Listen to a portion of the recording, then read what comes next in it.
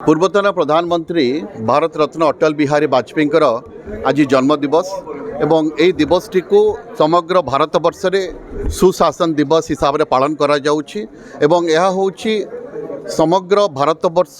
तरफ यही जने जननायक प्रति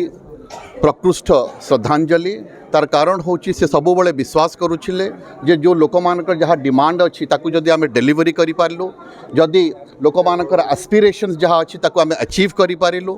लोक मानकू आमे जदि लेस गवर्नमेंट एवं मोर गवर्नेंस दे पारिलु एवं जोटी पानी शोष पाखकू जाएनी माने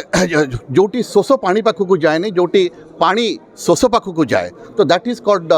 true governance that is called good governance एवं सबुबले से गोटे कथा कहती that we should not B